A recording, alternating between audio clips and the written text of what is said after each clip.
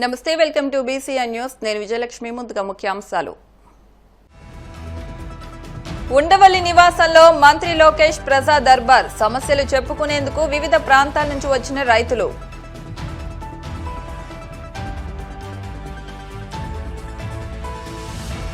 Palakollu DSC అభ్యర్థుల కోసం త్వరలో ఉచిత శిక్షణ సద్వినియోగించుకోవాలన్న మంత్రి నిమ్మల రామానాయుడు.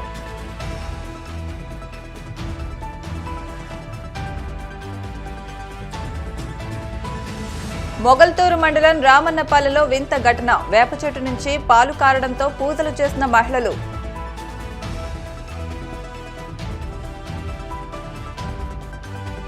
ప్రజా సమస్యల పరిష్కారానికి పాలకొల్లులో ప్రత్యేక కార్యాచరణ. ప్రత్యేక వెబ్సైట్ ను ప్రారంభించిన మంత్రి నిమ్మల. విద్యా ఐటీ శాఖల మంత్రి నారా లోకేష్ 48వ రోజు ప్రజా దర్బారుకు మంగళగిరితో పాటు రాష్ట్ర వ్యాప్తంగా ప్రజలు క్యూ కట్టారు. ఉండవల్లి నివాసంలో మంత్రిని కలిసి పలువురు తమ సమస్యలు చెప్పుకున్నారు. తన వద్ద తీసుకున్న అప్పు చెల్లించకుండా ఇబ్బందులు పెడుతున్నారని సత్యసాయి జిల్లా తూపల్లికి చెందిన సి అమ్మాజీ తమకు చెందిన 13.70 ఎకరాలు ఆక్రమించారని పలువురు రైతులు మంత్రికి విన్నవించారు. గ్రామీణ ఉపాధి హామీ పథకం కింద అవుట్సోర్సింగ్ విధానంలో పనిచేస్తున్న 1800 మంది కార్మికులకు న్యాయం చేయాలని, కార్మికులు సౌదీ నుంచి తన భర్తను స్వదేశానికి రప్పించేలా చర్యలు తీసుకోవాలని ఏలూరు జిల్లా తంగెళ్లమూడికి చెందిన షేక్ నగీనా వేడుకున్నారు. ప్రతి ఒక్కరి విజ్ఞప్తిని పరిశీలించిన మంత్రి వారి సమస్యలు పరిష్కరిస్తామని, సాయం చేస్తామని భరోసా ఇచ్చారు.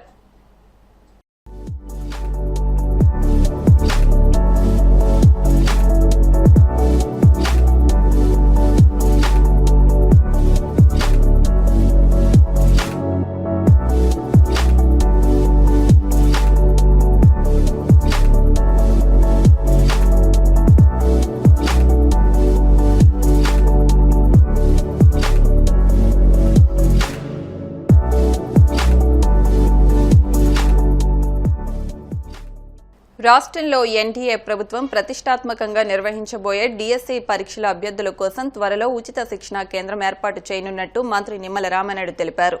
పశ్చిమ గోదావరి జిల్లా పాలకొల్లు నియోజకవర్గంలోని నిరుద్యోగ యువతీ యువకులకు ధర్మారావు ఫౌండేషన్ ఆధ్వర్యంలో ఈ ఉచిత శిక్షణా కేంద్రం ఏర్పాటు చేయనున్నట్టు తెలిపారు. ఉపాధ్యాయులు ఇచ్చిన మంచి సూచనలతో నిరుద్యోగ యువతకు మేలు జరిగేలా త్వరలో శిక్షణా కార్యక్రమాన్ని ప్రారంభించనున్నట్టు తెలిపారు. నియోజకవర్గం నుంచి 200 మంది వరకు ఉంటారని భావించగా దాదాపు 800 దరఖాస్తులు వచ్చాయని అన్నారు.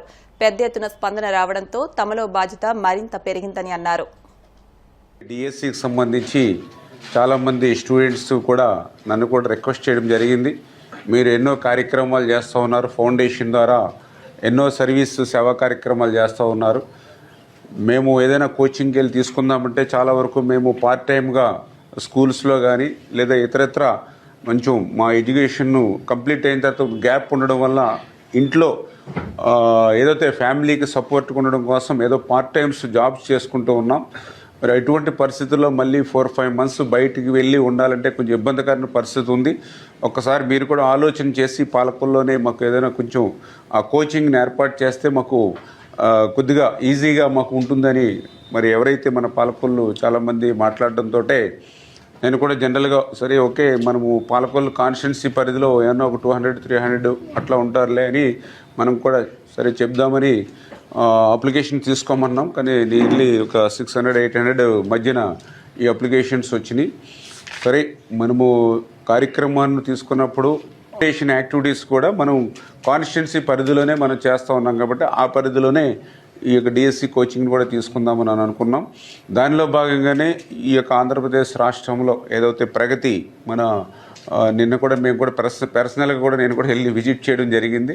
ఎందుకంటే మనం చేసేటువంటి కార్యక్రమం మళ్ళీ సక్సెస్ అవ్వాలి. ఎందుకంటే మీకు కూడా తెలుసు, మేము కూడా రాజకీయాల్లోకి వచ్చింది సర్వీస్ ఓరియంటెడ్తో వచ్చినటువంటి వ్యక్తులం. 2005 నుంచి కూడా మన సేవా కార్యక్రమాలు ఎమ్మెల్యే కాకముందు నుంచి కూడా మనం చేస్తూ ఉన్నాం. మనం ఏ కార్యక్రమం చేసినా కూడా సక్సెస్ఫుల్గానే మరి ఆ కార్యక్రమం చేస్తాం అనే విషయం. కోచింగ్లో ఎట్లా సక్సెస్ అవుతున్నారు యవనగడ్డ అని చెప్పి నేను కూడా పర్సనల్గా వెళ్ళి విజిట్ చేసి నేను కూడా 2-3 అవర్స్ అక్కడ స్పెండ్ చేయడం జరిగింది.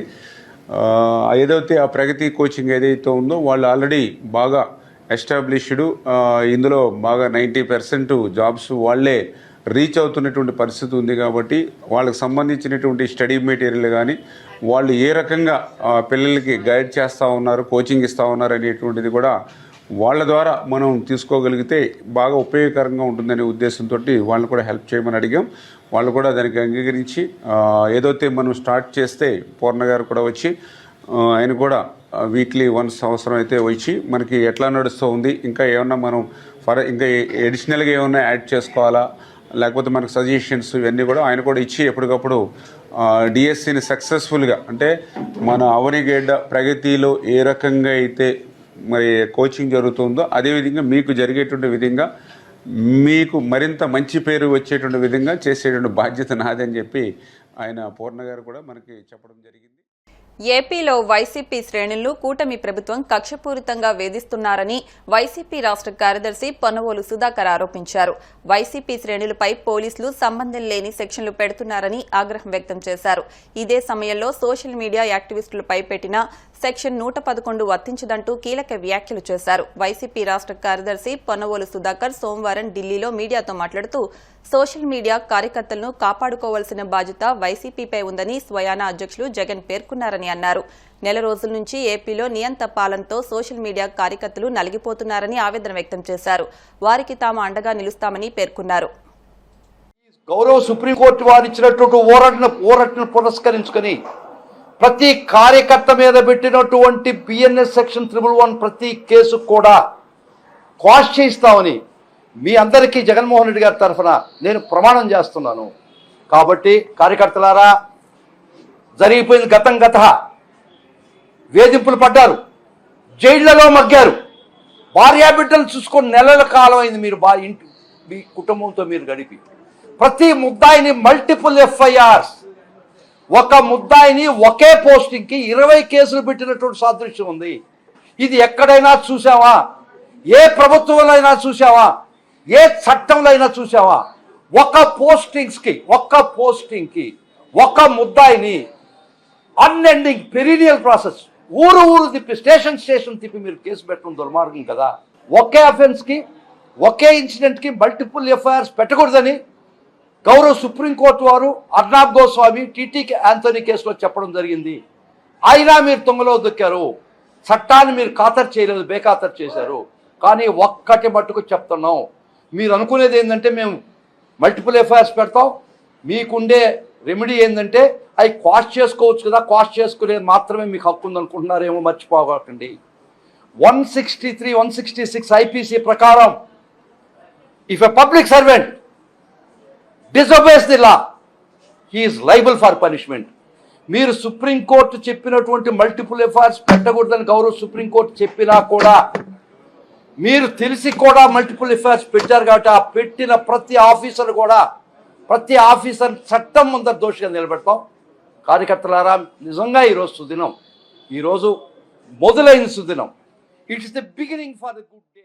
ప్రజా ఫిర్యాదుల పరిష్కార వేదిక కార్యక్రమంలో అందిన అర్జీలపై ప్రత్యేక దృష్టి పెట్టి నిర్ణీత గడువులోగా పరిష్కరించాలని జిల్లా జాయింట్ కలెక్టర్ రాహుల్ మీనా అధికారులను ఆదేశించారు. సోమవారం కాకినాడ కలెక్టరేట్ వివేకానంద హాల్లో జరిగిన ప్రజా ఫిర్యాదుల పరిష్కార వేదిక కార్యక్రమాల్లో joint collector Rahul Meena, ZP CEO VVVS Lakshmanarao, CPO P Trinath, BC corporation ED S Srinivasarao, KS EZ SDC Ramalakshmi ఇతర అధికారులతో కలిసి హాజరై ప్రజల నుంచి వినతులు స్వీకరించారు. ఈ అర్జీలను ఆయా శాఖల అధికారులకు సూచిస్తూ వాటిపై సత్వరం సమగ్రమైన సంతృప్తికరమైన పరిష్కారాలు అందించాలని అధికారులను ఆదేశించారు. పలు అంశాలకు సంబంధించి మొత్తం 308 అర్జీలు అందాయని, త్వరలోనే పరిష్కారం చూపుతామని అన్నారు. జిల్లాలో జరిగే ఉపాధ్యాయ ఎమ్మెల్సీ పోలింగ్ ప్రక్రియను ఈ నెల 5న ప్రశాంత వాతావరణంలో సమర్థవంతంగా నిర్వహించాలని ఉమ్మడి ఉభయ గోదావరి జిల్లాల ఉపాధ్యాయ నియోజకవర్గ ఏఆర్ఓ, డీఆర్ఓ జె వెంకట్రావు అధికారులను ఆదేశించారు. ఉభయ గోదావరి జిల్లాల ఉపాధ్యాయ నియోజకవర్గ ఎమ్మెల్సీ ఎన్నికలకు సంబంధించి సోమవారం కాకినాడ కలెక్టరేట్ విధాన గౌతమి సమావేశ మందిరంలో పోలింగ్ అధికారులు, సిబ్బందికి నిర్వహించిన శిక్షణా కార్యక్రమానికి ఏఆర్ఓ జె వెంకట్రావు హాజరై పోలింగ్ ప్రక్రియపై పీఓ, ఏపీఓ, ఓపీఓ, మైక్రో అబ్జర్వర్ల సెక్టర్ అధికారులకు అవగాహన కల్పించారు. శాసనమండలి ఎన్నికలకు సంబంధించి పోలింగ్ విధానం వంటి అంశాలను ఏఆర్ఓ జె వెంకట్రావు పోలింగ్ సిబ్బందితో చర్చించారు. ఈ సందర్భంగా ఆయన మాట్లాడుతూ ఉపాధ్యాయ ఎమ్మెల్సీ పోలింగ్ ప్రక్రియను ప్రశాంత వాతావరణంలో నిర్వహించేలా పోలింగ్ సిబ్బంది కృషి చేయాలని కోరారు. పశ్చిమ గోదావరి జిల్లా మొగల్తూరు మండలం రామన్నపాలెం పంచాయతీ పరిధిలో ఓ వింత ఘటన చోటు చేసుకుంది. ఓ వేప చెట్టు నుంచి పాలు కారడంతో ప్రజలంతా ఆశ్చర్యం వ్యక్తం చేశారు. అదే గ్రామానికి చెందిన సత్యనారాయణ అనే రైతు పొలంలో సుమారు 20 ఏళ్ల నాటి వేప చెట్టు ఉంది. కొద్ది రోజుల నుంచి చెట్టు పైనుంచి సన్నగా పాలు కిందికి జారుతుండగా రైతు పెద్దగా పట్టించుకోలేదు. ఉదయం నుంచి ఈ ధార పెరగడంతో రైతు ఆశ్చర్యపోయాడు. ఈ విషయాన్ని తెలుసుకున్న చుట్టుపక్కల ప్రజలంతా అక్కడికి చేరుకుని వేప చెట్టుకు పూజలు ప్రారంభించారు. బ్రహ్మం గారి కాలజ్ఞానంలో చెప్పినట్టే వేప చెట్టుకు పాలు కారుతున్నాయంటూ పలువురు ఆశ్చర్యం వ్యక్తం చేశారు. మొగల్తూరు పులిపత్తివారి తోట ఉంది. పులిపత్తివారి తోటలోని వేప చెట్టుకి 3 రోజుల నుంచి కారుతుంది కానీ పట్టించుకోలేదండి ఎవరు. ఈ ఏళ్ళ లేట్ రోజు కాకపోతే ఇక్కడ బోతు ఉందండి. బోతు కాడ దీపాలు వదులుతాకు వచ్చేవాడి. దీపాలు వదులుతాకు వచ్చి చూసేవాడి. చూస్తే పాలు కింద కారిపోతుందండి. పాలు కింద కారిపోతుంటే ఆలకాళ్ళు తెలుసుకున్నారండి. తెలుసుకుని ఆలకాళ్ళు వచ్చి పూజలు చేసి కొబ్బరికాయలు కొడుతున్నామండి. కుంకుళ్ళమ్మ అని కనిపించారండి. కనిపించండి మేము కుంకుళ్ళమ్మని నేను ఇలాగా మీకు అంతా మంచి జరుగుతుంది మంచి చేస్తాకు వచ్చారు నేను కుంకుళ్ళమ్మని అని చెప్పారండి. అందరికి వచ్చి కొబ్బరికాయలు కొట్టి పూజలు చేస్తున్నాము. కానీ పాలు అయితే అలాగే కారుతున్నాయి. పాలు లేగానే ఉన్నాయి, ఒకరినొకరి కింద ఉన్నాయి. పళ్ళు వాసన వస్తున్నాయి, పులప వాసన వస్తుంది. మొగల్తూరు పులిపత్తివారి తోటలో వేప చెట్టుకి పాలు కారుతుంటే గత 7 రోజుల నుండి అబ్జర్వ్ చేస్తున్నారండి. కానీ ఈ రోజు ఎక్కువ కారడంతో అందరికీ తెలిసింది. తెలిస్తే అమ్మవారు కనిపించి నేను కుంకుళ్ళమ్మని చెప్పారు.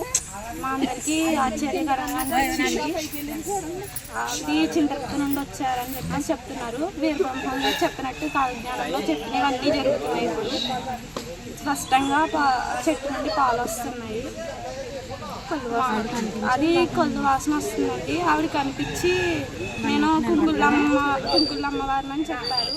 నేను నిలబెట్టుకుంటాను, నేను గుడి కట్టించుకుంటానని చెప్పారు. నా పేరు పులపత్తి రవీంద్ర అండి. మాది మొగల్తూరు మండలం రామవరం గ్రామ పంచాయతీ పులపత్తివారి తోట గ్రామం. ఇక్కడ గత 4 రోజుల నుంచి వేప చెట్టుకి అయితే పాలు కింద ఒక బ్రహ్మం గారి కాలజ్ఞానం చెప్పినట్టు పాలు కింద అయితే వస్తుంది. అది మేము నైట్ గమనించి మా గ్రామ పెద్దలకు చెప్పడం జరిగింది. గ్రామ పెద్దలు వచ్చి కూడా చూశారు. ఇక్కడ అమ్మవారు వచ్చినట్టుగా అమ్మవారు ఏమో కుంకుళ్ళమ్మని చెప్పేసి చెప్తున్నారు. అమ్మవారి సందేశాల ప్రకారంగా మేము అమ్మవారికి జాకెట్లు వేపరొట్టలు నిమ్మకాయలు పసుపు కుంకుమ రాసాం. తదుపరి ఏమైనా గుడి కట్టాలని ఉంటే మేము ఒకసారి అందరూ గ్రామ పెద్దలందరూ నిర్ణయం తీసుకుని ఒక అడుగు ముందుకు వెళ్తామని చెప్పేసి. ఇప్పుడు కాసేపు ప్రకటనలు.